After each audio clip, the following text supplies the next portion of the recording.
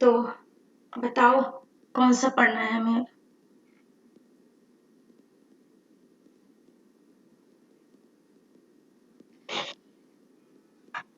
मेरी आवाज आ रही गणेश?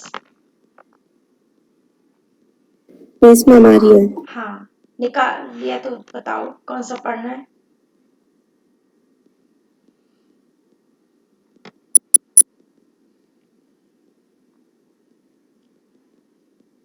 बताओ भाई। मैम तीसरा हाँ तो वो रीड रीड तो तीसरा करके बताओ ना। क्या मैम? रीड तो करोगे? हाँ, तो कर ही नहीं रहे हो तो।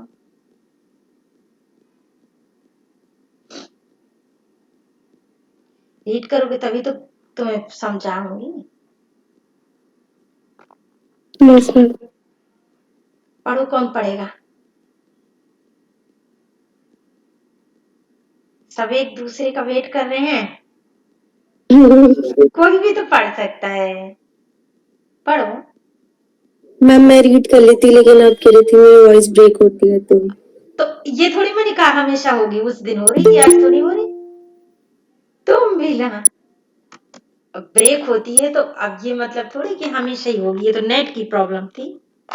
ये थोड़ी कहा यस कि मैम। मुस्कान की आवाज खराब है जो कभी ठीक ही नहीं होगी, है ना। वो तो उस दिन नेट का इशू रहा होगा, आज तो ठीक है। पढ़ो, अगर ब्रेक लगेगी तो फिर यस कोई मैम। दूसरा कर लेगा। यस मैम, मैं रीड कर लेती हूँ। हाँ। बाने पफराने गहराने घंटा गजन के नाही, ठहराने रावराने देश देश के। नग बहराने ग्राम नगर पराने सुनी बाजत, मिसाने शिवराजजू नरेश के। हातिन के होदा उकसाने कुन कुंजन कुंजर के, भौन को भजाने अली छूटे लट केस के। दल के दरारन ते कमट करारे फूटे, केरा के से पात बिहार में फन सेस के। अब इसके शब्दार्थ भी पढ़ो। Yes ma'am.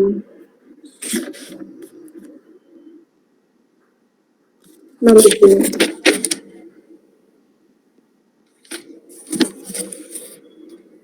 साजी यानी सुसज्जित करके, चतुरंग यानी सेन अंग में उमंग धारी। नहीं, चतुरंग सेन यानी चार प्रकार की सेना। क्या बीच में कोई कुछ बोल रहा है? क्या बोल रहे हो बस? कौन बोल रहा था? सेकंड वाले का वर्ड नहीं है ना? यस मैम, सॉरी गलत पढ़ दिया। अच्छा, तो फिर से ठीक करके पढ़ो। Yes ma'am. बाने यानी भाले के आकार का हथियार जिसमें झंडा भी बांध देते हैं। फहरा फहराने यानी हवा में हिलने लगे। गहराने लगे यानी भीषण आवाज करने लगे। बहराने यानी हड़बड़ी में गिर जाना। घंटा यानी हाथियों के गले में बंधे हुए घंटे। न ठहराने यानी नहीं ठहर सके, रण में स्थिर न रह सके। नग यानी पर्वत, बहराने यानी गिर पड़े, पराने यानी भाग गए, निशाने यानी धोसे या नगाड़े। हौदा यानी हाथी की पीठ पर रखा जाने वाला आसन जिस पर लोग बैठते हैं। उकसाने यानी उकस गए या ढीले पड़ गए या फिर हिलडुल गए। कुंभ यानी हाथी का मस्तक, कुंजर यानी हाथी, भवन यानी भवन या घर, भजाने यानी भागे, अली यानी भौरा या नहीं, अली यानी भौरा, लट यानी बालों की लटें, केस यानी केश या बाल, कुंजर यानी हाथी, कुंभ यानी घड़ा, केश यानी लट, दल यानी सेना, दरार यानी रगड़, कमट यानी कछुए की पीठ, भवन यानी भवन या घर, तरारे यानी कठोर, केरा यानी केला, पात यानी पत्ता, बिहरानी यानी फट गए, फन यानी शेषनाग के फन या सिर, करारे यानी मजबूत, प्रेतिनी नाम हो गया। ये पृथ्वी क्या पढ़ा तुमने? मैम वो नेक्स्ट का था तो। अच्छा अच्छा, चलो ठीक है। अब देखो, थोड़ा थोड़ा पढ़ो। इसमें क्या हो रहा है कि ये बताया जा रहा है इस सवैया में, पूरे पद में, कि जो सेना है, जैसे ही सुना शिवाजी की सेना आ रही है और वो चढ़ाई करने के लिए, तो जहां जहां भी राजाओं ने सुना, जो जो नगर में पहुंचने वाली थी सेना, वहां क्या स्थिति हुई, इसका वर्णन है। तो आप थोड़ा थोड़ा पढ़ो ताकि मैं सभी के अर्थ एक एक शब्द के आपको बताती जाऊं। Yes ma'am. बाने पफराने गहराने, आ, घंटा गजन के नाही। देखो, सबसे पहले बाने फहराने, फहराने है ना, यस मैम। बाने फहराने, फिर क्या है? गहराने, हाँ, गहराने घंटा गजन के। तो जो हाथियों के गले में घंटा बंधा होता था, वो उसकी ऐसी आवाज होती थी कि वो काफी दूर तक सुनाई देता था। आप लोगों ने तो देखा नहीं होगा ना ऐसे घंटा वाला हाथी, देखा होगा तो मालूम भी होगा। हमने सुना हुआ है कि जब हाथी अभी हमारे पास नहीं पहुंचा है, लेकिन घंटा एक टाइप का बज रहा होता, टन, खूब जोर से बोलता था, तो हमें पता चल जाता था कि लगता है हाथी आने वाला है। तो अब ये तो एक हाथी की बात है, हमने तो एक ही हाथी देखा ना, कभी कोई गांव में अगर हाथी लेके आया या हाथी में आया जो भी है। लेकिन यहाँ तो सेना है, तो सेना में अनेक हाथी हैं, तो अनेक हाथी हैं और सबके गले में घंटा बंधा हुआ है, तो घंटों की आवाज कितनी तेज होगी। तब यह है कि बाने फहराने, जो झंडा फहरा हुआ है, जो भाला होता है, एक नुकीला सा हथियार होता है, जो लोगों को या किसी को भी मारने के काम आता है। उसका नोक घुस जाएगा अगर, तो व्यक्ति छटपटा ही जाएगा, और किसी संवेदनशील जगह पे अगर लग गया तो व्यक्ति मर जाएगा। तो भाले के आकार के जो डंडे से हैं, उनमें ऊंचे ऊंचे ध्वजा फहरा रही हैं। जिसकी भी सेना जाएगी उसके उसका झंडा तो लगा होगा ना, तो झंडे को ध्वजा कहा जाता है। ध्वजा को ये ब्रज भाषा में बानी फहराने। तो झंडों को देख करके जो सेना आ रही है, एक तो झंडे दिखाई दे रहे हैं, क्योंकि ऊंचे होते हैं तो ऊंचाई की चीज जल्दी दिखाई देती है। तो एक तो फहरते हुए ध्वजाएं दिखाई दे रही हैं, और दूसरा हाथियों के घंटों की आवाज आ रही है। घंटों से पता चल रहा है कि कोई चढ़ाई करने वाला है, क्योंकि बहुत सारे घंटों की आवाज आ रही है। और ध्वजाओं से ये पता चल रहा है कि किसकी सेना आ रही है ना, ये पता चल रहा है। जिन गांवों के नजदीक, जिन शहरों के नजदीक, जिस राज्य के नजदीक ये सेना पहुंचने वाली है। अच्छा, अब आगे का चित्र बताती हूँ, आगे कंटिन्यू पढ़ो लाइन। ठहराने रवराने देश देश के। तो उससे क्या हुआ, घबराहट सी फैल गई। राव रानी देश देश के, राव रानी मतलब छोटे बड़े राजा, राव बड़े राजा, रानी छोटे राजा, मतलब छोटे बड़े राजा जो भी जिसका भी राज्य नगर आने वाला है, सब जो है ना, एक घबराहट है, अफरा तफरी सी की, ओ शिवाजी की सेना आने वाली, शिवाजी की सेना आ रही है, शिवाजी की चढ़ाई होने वाली है। इसमें एक घबराहट सी फैल गई सब जगह, जो भी छोटे मोटे राजे रजवाड़ों जो भी हैं उनके मार्ग में। आगे, नग बहराने ग्राम नगर पराने। नग बहराने, नग देखो, हाथी को भी कहा जाता है, जो बड़े श्रेष्ठ हाथी हैं, और पर्वतों को भी। तो यह दोनों ही बातें हैं, आप पीछे पढ़ भी चुके हो कि पर्वत तक उछल रहे हैं, मतलब हिल जाते हैं उनकी ठेल पेल से। तो दोनों बातें हैं कि एक तो बड़े बड़े हाथी चले आ रहे हैं पर्वतों से टकराते हुए, तो पर्वत तक हिल रहे हैं, और उससे ये सारा जो वातावरण है वहां पर भय का बनता जा रहा है। बड़े बड़े पर्वत तक हिलने लग गए भय से। आदमियों में तो अफरा तफरी मच ही गई। आगे। सुनी बाजत निशाने शिवराजजू नरेश के। सुनी बाजत निशाने शिवराजू नरेश के। निशान वही जैसे नगाड़ा बजता है ना, उसी तरह निशान भी बजता है। जिसे युद्ध का ही बाजा होता है वो एक तरह से। निशान, नगाड़ा, बिगुल। बिगुल तो आज की भाषा में भी कहा जाता है, सायरन अंग्रेजी में। तो वो निशान जो बज रहे हैं वो भी सुनाई दे रहे हैं, क्योंकि आप जानते हो कि जो वाद्य यंत्र बजाए जाते हैं वो इसीलिए बजाए जाते हैं कि मान लो बारात आ रही है तो बारात आने से पहले पता चल जाए बारात आ रही है। युद्ध की जो सेना है पहुंचने से पहले पता चल जाता है युद्ध की सेना आ रही है। तभी तो जो अलग अलग तरह के वाद्य यंत्र होते हैं सब जगह के, ताकि पहचान हो जाए। तो ये युद्ध के निशान है, बजते हुए सेना आगे बढ़ती जा रही है। आगे। हातिम के ओदा उकसाने कुंभ कुंजर। अब क्या हो रहा है कि यहाँ जो अफरा तफरी मच रही है, जो भागना चाहते हैं वो कर रहे हैं, तो इनके हाथियों तक के जो है ना वो घबराहट हो रही है, और उनके हौदा अपनी जगह से, वो जो आसन है वो अपनी जगह से हट रहे हैं। किसी का खिसक रहा है इधर उधर, कहीं कुछ ना कुछ उकसना, मतलब अपनी जगह से हटना, अपनी जगह से हट रहे हैं घबराहट में। जो हाथी में बैठा है उसकी घबराहट से भी इधर उधर हो रहे हैं।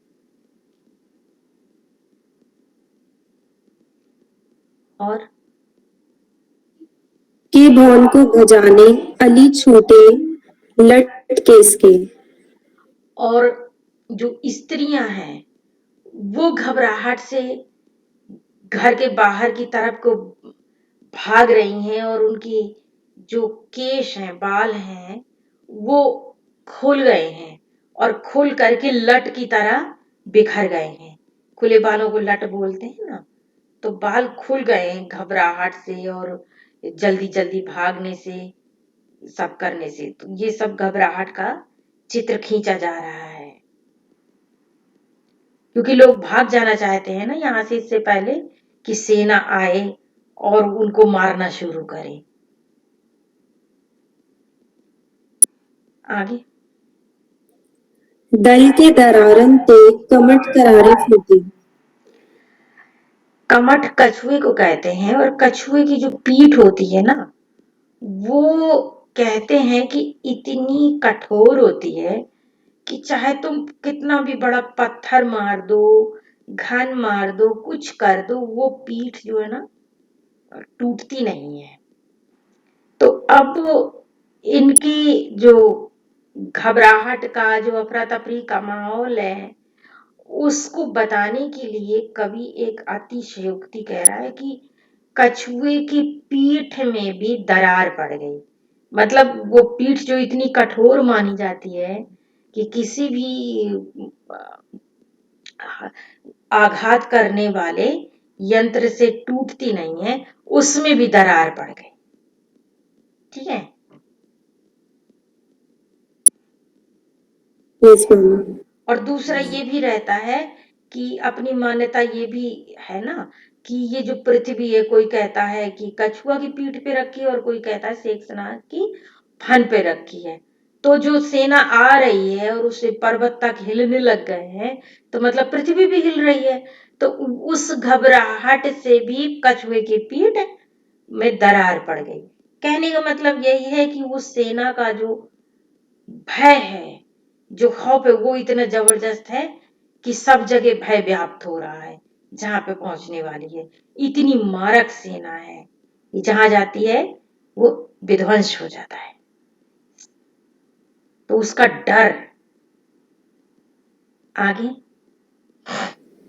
तेरा कैसे में फन से इसकी। और जो मैंने बताया ना कि शेषनाग पर भी कहा जाता है धरती रखी है ना, तो जो शेषनाग के फन है वो केले के पत्ते की तरह फट रहे हैं, घायल हो रहे हैं, क्योंकि पूरी धरती कांप रही है, धरती हिल रही है, वो संभाल नहीं पा रहे हैं, तो इसीलिए इतना भय है। ये सब युद्ध की अतिशयोक्ति पूर्ण वर्णन है, अतिशयोक्ति अलंकार है इनमें, ये सब अतिशयोक्ति बताई जा रही है।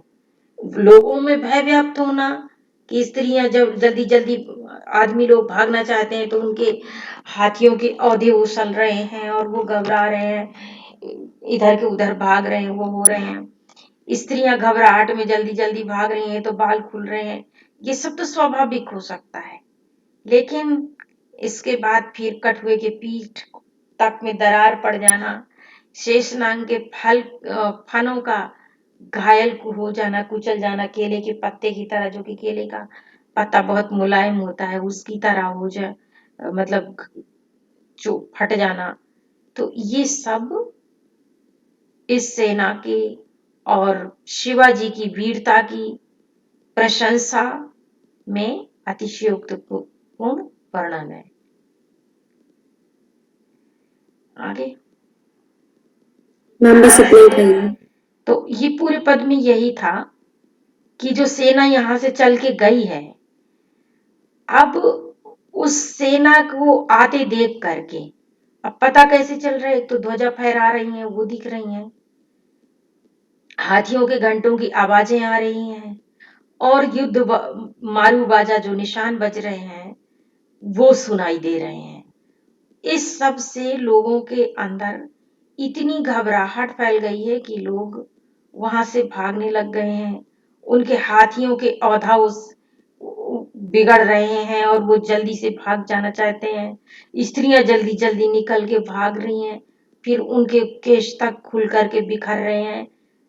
लेकिन ये तो उन लोगों पर प्रभाव पड़ रहा है, लेकिन इसके साथ साथ प्रकृति तक भयभीत हो गई है, जैसे कि पर्वत अपनी जगह से हिल रहे हैं, शेषनाग का फन घायल हो रहा है, कछुए की पीठ पर भी दरार पड़ गई है। ये सब विभीषण का वर्णन की गई है। तो अब इसको आप पढ़ करके देख लो कि तुम्हें पूरा सही से क्लियर हो रहा है कि नहीं। ओके, तो मैं नेक्स्ट स्टार्ट करूं? चलो नेक्स्ट पढ़ दो। Yes ma'am. प्रेतिनी पिशाचरु निशाचर निशाचरु मिली मिली आपूस में गावत बधाई है। भैरव भूत प्रेत बूढ़ी बूढ़र भयंकर से जुत्ते जुत्ते जोगिनी जमाती जोरी आई है। किलकी किलकी के कुतूहल करती काली डिमडिम डमरू दिगंबर बजाई है। सिवा पूछे सिर्फ सो समाज आजू कहाँ चली काहू पे सिवा नरेश बुकुटी चढ़ाई है। पूरा हो गया? Yes ma'am. शब्दार्थ। हाँ। पिशाच यानी कच्चा मांस खाने वाले, निशाचर यानी राक्षस, बधाई यानी आनंद सूचक गान, भैरव यानी भैरव, भूरी यानी अधिक, भूदर यानी पहाड़ के समान भयंकर, जुत्थे यानी युद्ध या झुंड, जमाती यानी समूह, जोरी यानी एकत्र करके, किलकी यानी किलकारी मारकर, डिमडिम यानी डमरू का नाद, दिगंबर यानी महादेव, शिव यानी पार्वती, काहू पे यानी किसी पर, बुकुटी चढ़ना यानी क्रुद्ध होना। नाम हो गया। अब देखो इसमें क्या है कि जो सेना जा रही है, तो युद्ध अगर हुआ तो उससे किसको किसको प्रसन्नता हो रही है ये देख करके कि सेना जा रही है तो युद्ध तो होगा ही। तो अगर युद्ध होगा तो कौन कौन से लोग हैं जिनको प्रसन्नता हो रही है और क्यों हो रही है, ये कवि ने इस पूरे सवैया में बताया है। ठीक है, अब तुम थोड़ा थोड़ा पढ़ो तो मैं अर्थ उसका बता देती हूँ कि ये कौन लोग हैं जिन्हें इतनी खुशी हो रही है और क्यों हो रही है। Yes ma'am. प्रेतिनी पिशाचरु निशाचर देखो, निशाचरी है। प्रेतनी, पिशाचिनी, निशाचरु, जो प्रेत, आप जानते हो ये भूतों की जो योनियां होती हैं, इनमें कई तरह की योनियां होती है। जैसे मनुष्य कई तरह के होते हैं, उनको भूत है, प्रेत है, पिशाच है ना। तो जो प्रेत मतलब वही भूत योनि, पिशाच भी वही भूत योनि है, और निशाचर का मतलब होता है जो रात में जगते हैं और रात में अपना खाना पीना गाना सब कुछ काम करते हैं, ज्यादातर रात में उनका रहता है। उन्हीं को राक्षस भी कह दिया गया है। तो हालांकि राक्षस कई जगहों पे इनको नहीं कहा जाता, उनको कहा जाता है जो सिर्फ दुष्टता के काम करें, लेकिन यहाँ पर निशाचरों को ही राक्षस कहा जा रहा है। निशाचर जो निशा में, निशा क्या होती है, रात होती है, निशा मतलब रात, जो निशा में उत्पन्न होते हैं और निशा में अपना काम करते हैं उनको कहा गया निशाचर, ये रात में। तो ये सब लोग, मतलब ये जितना प्रेत योनि है, निशाचर लोग हैं जो रात में जगते हैं, रात में अपनी खुशियां उशियां मनाते हैं और कच्चा मांस खाते हैं, पका हुआ नहीं, कच्चा मांस। वो लोग प्रसन्नता हो रहे हैं। क्यों हो रहे हैं? क्योंकि जब लोग मरेंगे युद्ध में तो कच्चा मांस तो भरपूर मात्रा में उपलब्ध हो जाएगा। ऐसे किसी को मार के खाने में तो बड़ी दिक्कत है। एक व्यक्ति को मारना कोई आसान है ना। तो अब यहाँ तो मरेंगे ही लोग, क्योंकि शिवाजी की सेना जा रही है। आगे पार्वती ने पूछा है, मतलब वो आखिरी में जाके, कि ये सब इतने प्रसन्न क्यों हो रहे हैं। तो वो कह रहे हैं कि शिवाजी ने कहूँ भ्रिकुटी चढ़ाई है, मतलब कहीं के लिए क्रोधित हो गए हैं किसी पे। ये सेना जा रही है और वहां पे युद्ध होगा, युद्ध होगा तो लोग मरेंगे, लोग मरेंगे तो इन सबको भरपूर भोजन मिलने वाला है। ठीक है, आगे कंटिन्यू करो इसको। मिली मिली आपस गावत बधाई है। क्या मिली मिली आपस में गावत बधाई है। गावत हाँ बधाई है। हाँ, तुम्हारी अचानक से पता नहीं क्यों बाद में कट जाती लास्ट में। तो अब ये लोग सारी जो पीछे हमने योनियों के नाम लिए हैं जितने तरह के, ये सब मिल मिल करके समूह में झुंड में गा बजा रहे हैं और बधाइयां दे रहे हैं एक दूसरे को कि वाह वाह बधाई हो बधाई हो। जैसे बारात में जाना होता है, निमंत्रण मिलता है तो चलो आज तो छक्के फलानी फलानी चीजें खाएंगे। तो वही इनका जश्न हो रहा है कि अब भरपूर भोजन मिलने वाला है, तो ये बधाई गा रहे हैं और बधाई दे रहे हैं। आगे, भैरव भूत प्रेत भूरी भूदर भयंकर से।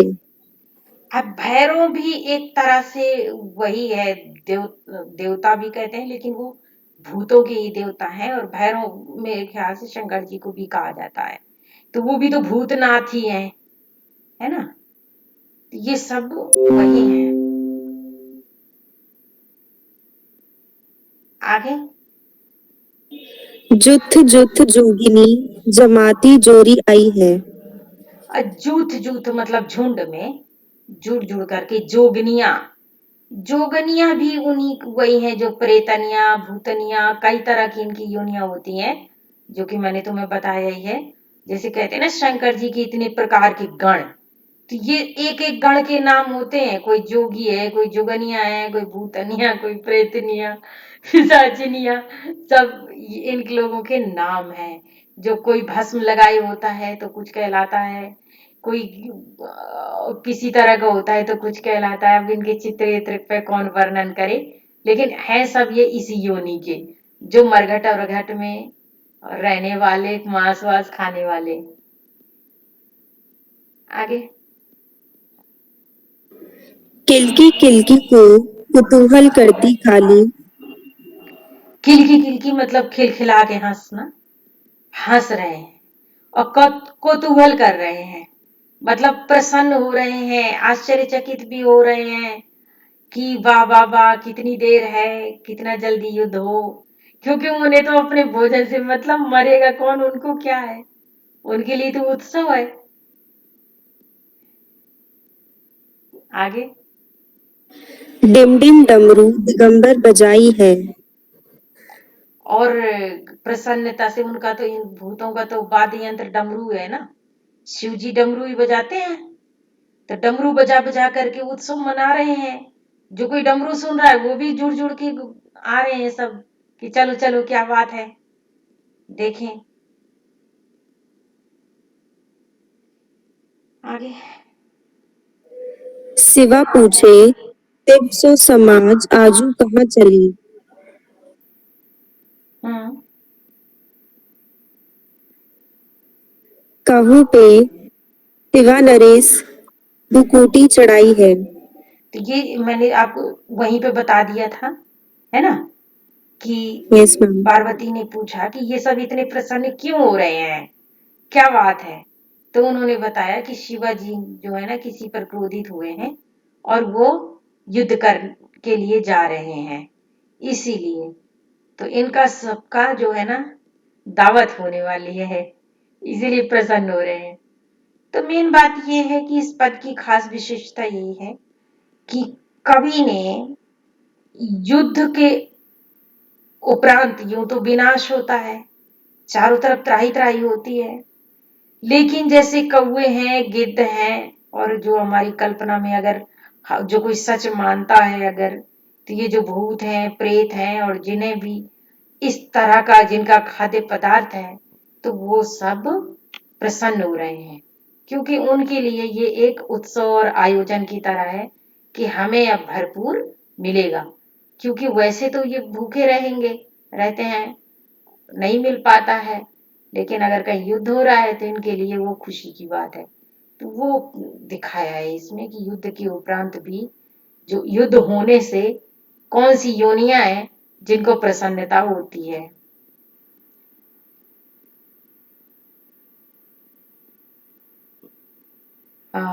इसे भी देख लो आप लोग पढ़ के, इसमें अगर कोई डिफिकल्टी हो तो फिर बताओ मुझे। अब मैं तुम्हें ये बता रही थी कि जैसे मैंने तुम्हें शुरू में बताया कि भूषण का वीर रस का काव्य है ना।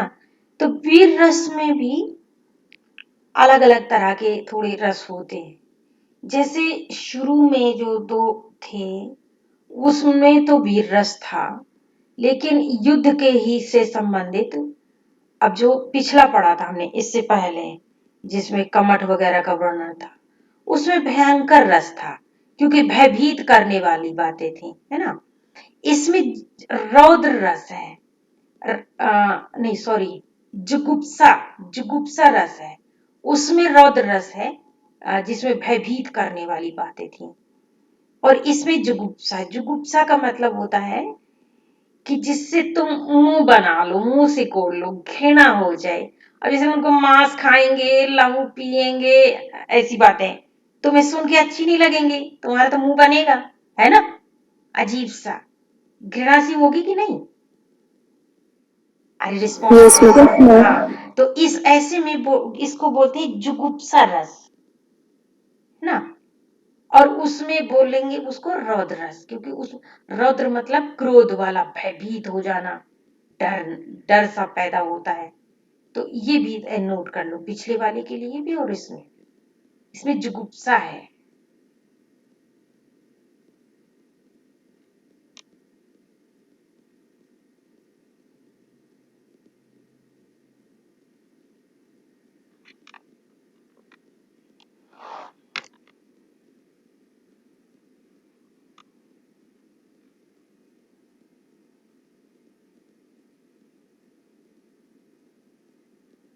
बाकी में इसमें ब्रज भाषा है, अतिशयोक्ति अलंकार तो उनके में है ही लगभग हर पद में मैम लगभग। अनुप्रास। अनुप्रास तो ये जहां जहां हो तो देख लेना, उस अनुप्रास इतना सिंपल सरल अलंकार है कि मैं उस पर ज्यादा ध्यान नहीं देती कि कहाँ पे अब है। मैम अतिशयोक्ति। अतिशयोक्ति तो जो उसको बोलते हैं ना, जो बढ़ा चढ़ा के जहां जहां बातें बोली गई, जैसे कमट की पीठ चटकना, और वो क्या बोलते हैं कि शेषनाग के फन का केले की तरह से वो हो जाना, है ना, घायल हो जाना, वो सब अतिशयोक्ति अलंकार है। जहां पे जो बात हो नहीं सकती उतनी बड़ी बात बढ़ा बढ़ा के कही जाए तो अतिशयोक्ति अलंकार होता है। जैसे अब कोई कहे कि हम ट्रेन में बैठे और बस पहुंच गए, तो अतिशयोक्ति होगा ना, बैठते तो नहीं पहुंचोगे ना। अगर कहो बहुत जल्दी पहुंच जाते हैं, तुरंत पहुंच जाते हैं, अरे बातों बातों में पहुंच जाते हैं, तो फिर भी ये रहेगा कि चलो जल्दी पहुंच जाते हैं, बातों बातों में पहुंच जाए। लेकिन कोई कहे बैठते ही पहुंच गए। जैसे अब एक कहा जाता है कि हनुमान की पूंछ में लगन न पाई आग, और सारी लंका जल गई, गए निशाचर भाग। तो पूंछ में भी आग ही नहीं लगी और लंका भी जल गई। तो ऐसी चीजों में अतिशयोक्ति होती है,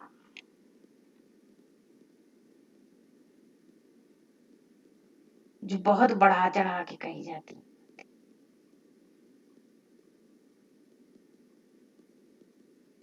ये दोनों पद सबको क्लियर हो गए हैं? Yes ma'am. यस तो मैम। तो अब जो है हमारे जो कविता वाला पोर्शन था वो खत्म हो गया है। और अब आप लोग जो है ना कविता से संबंधित जो भी क्वेश्चन डालूं उसमें कुछ समझना हो तो समझ भी लिया करो, और साथ में फिर आंसर रिप्लाई करना शुरू करो, ताकि अगर तुम हर क्वेश्चन रिप्लाई करोगे तो तुम्हारा बेनिफिट ये रहेगा कि एक तुम्हें अभ्यास भी हो जाएगा, तुम्हारी तैयारी भी हो जाएगी, और आखिरी में मैं देख लूंगी जिस क्वेश्चन में सबसे अच्छे अच्छे नंबर जिसके होंगे उस क्वेश्चन की उसके नंबर वहां पे लगा दूंगी। तो इसमें ट्राई करने के लिए और अब ज्यादा चांस मिलेगा। तो एक मैं डाल चुकी हूँ और वो तुम्हें काफी आसान लगा होगा, कबीर तो सबको आसान लगते हैं। ना आसान लग रहा हो तो बेशक अभी परसों जो क्लास होगी तो आप समझ लेना, लेकिन रिप्लाई करना शुरू करो, मैं धीरे धीरे बिहारी भूषण सब पे डालती जाऊंगी, ठीक है। लेकिन ये ध्यान रखना कि जो 10-10 नंबर के क्वेश्चन होंगे उनमें भी आपको कम से कम एक क्वेश्चन ऐसा आपका होना चाहिए जिसमें आपके बढ़िया मार्क्स हो। बढ़िया होंगे तो बढ़िया मिलेंगे ना, बढ़िया, और नहीं लिखोगे तो कैसे मिलेगा। और मैं जो 15 नंबर के डालूंगी उसमें भी आपका एक क्वेश्चन जरूर अटेंड किया हुआ होना चाहिए। कोई ये ना सोचे कि दो हमने 10 के कर लिए हैं तो 15 वाला हम नहीं करेंगे तो चलेगा। तो जब 15 वाले डालूं तो 15 वालों को भी आपको रिप्लाई करना है, और 10 वाले डालूं तो 10 वाले भी रिप्लाई करना है। हालांकि मैं ऐसा सोच रही हूँ जो मैंने पिछले क्लास में भी किया था, हाँ, कि अभी